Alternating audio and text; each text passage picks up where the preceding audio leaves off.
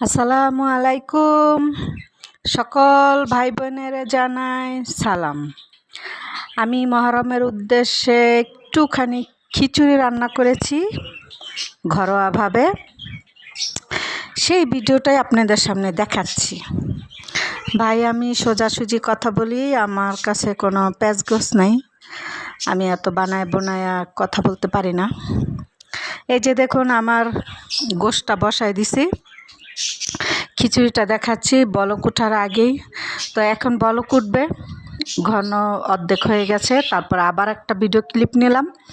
এই যে আমার পাতিল ভরে খিচুড়িটা হয়ে গেছে। অনেক খিচুড়ি, এখানে 12-15 জন মানুষ খেতে পারবে, 12 থেকে 15 জন মানুষ খেতে পারবে এতগুলো খিচুড়ি। তো আশেপাশের সব প্রতিবেশীদেরকেও দিব, নিজেরাও খাবো।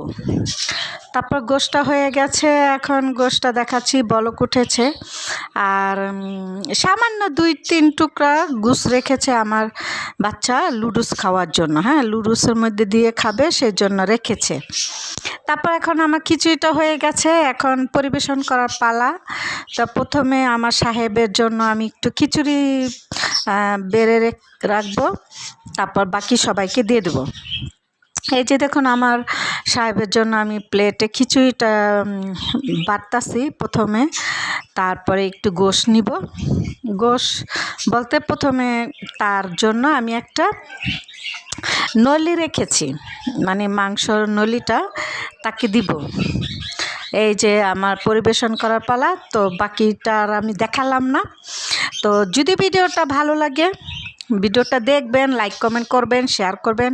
আমার ভিডিওটা কেমন হয়েছে, যদিও আমি এত প্রফেশনাল না, মন চাই 2টা ভিডিও করি, না মন চাইলে আর করতে পারি না, এই অবস্থা।